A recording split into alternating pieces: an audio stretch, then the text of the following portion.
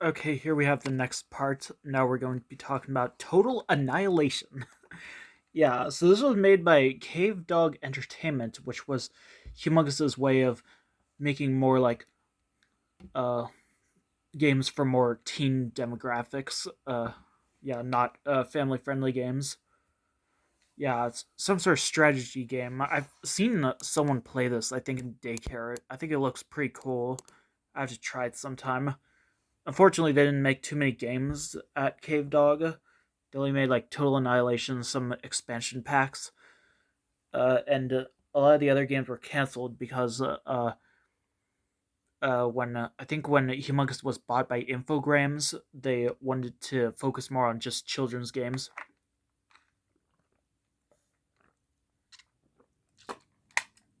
But yeah, next up is Freddi Fish's One Stop Fun Shop. This one's pretty much the same as the Pajama Sam one, but Freddi Fish themed. It's a fine game. I think it's okay.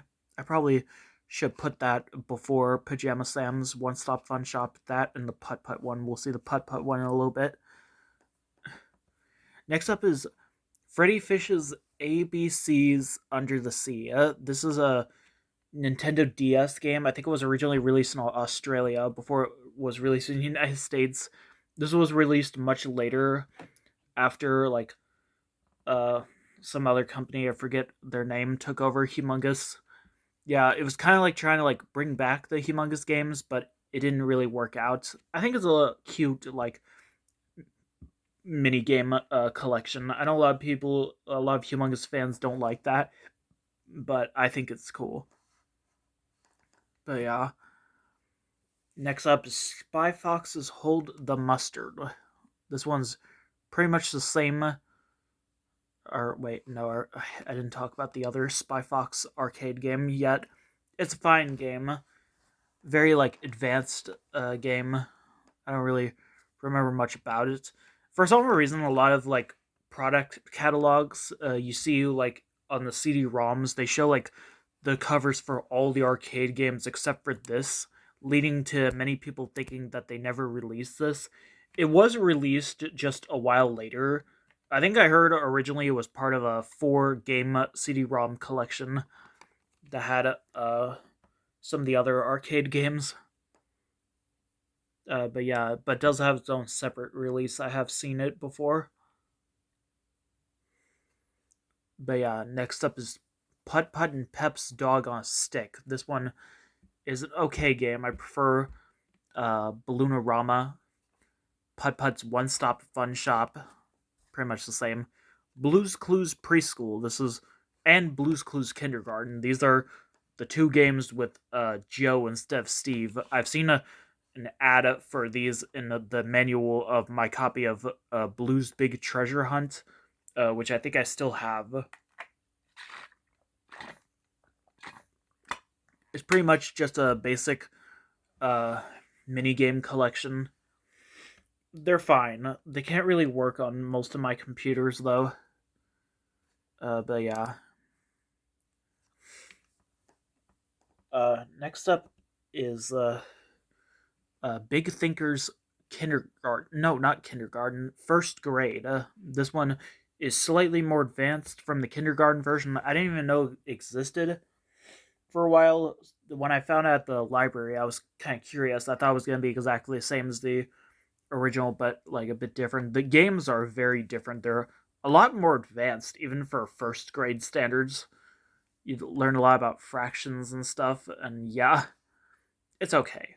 Next up is Blue Takes You to School. Now, this one technically was not made by Humongous, but it was made by Infogrames and or I think it might have been Atari. Like after they took over, it's kind of the same style, but it's a bit different. It has Joe in it once again. He wears his red shirt, which is one of the more rare colored shirts he wears. It's pretty much just a game adaptation of the uh, the episode of the same name, Blue Takes You to School.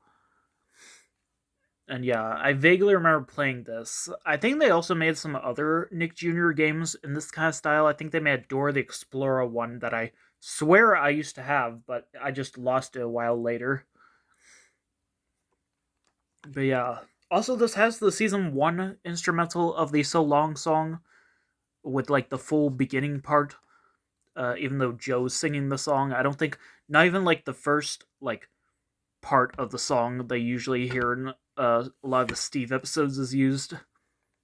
Yeah, the that part.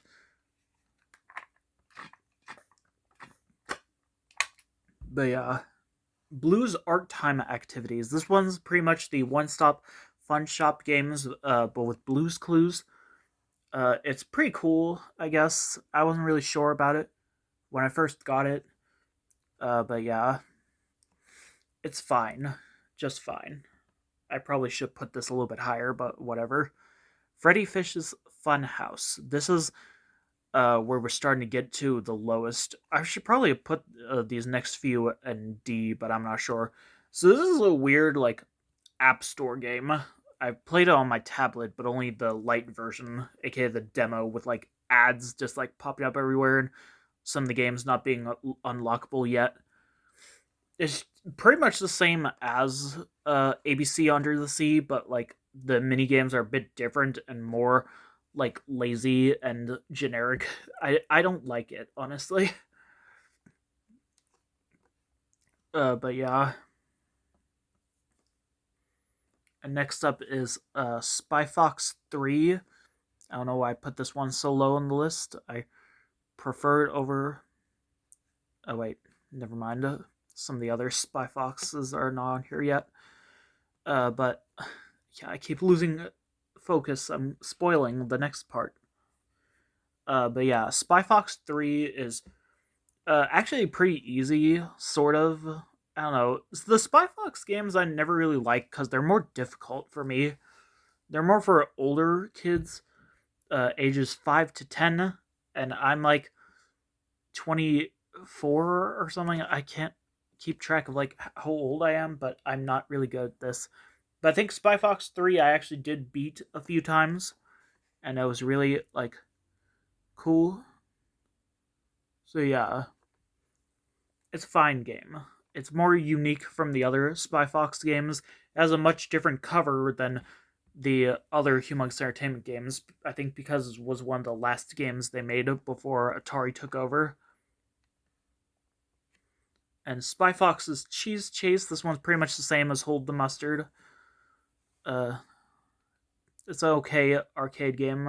I'm not sure. Blues ABC Time Activities. This one I'm not really a fan of. It's just a bunch of boring mini games. It kind of glitches out a few times. But yeah, I played the demo like several times. It's a really long demo where you just play this word match game or whatever. But yeah, now we're done with the C tier, and the last part we're going to be talking about the D tier. We're gonna see what games are my least favorite, and you will be surprised at which ones are my least favorite. See you later.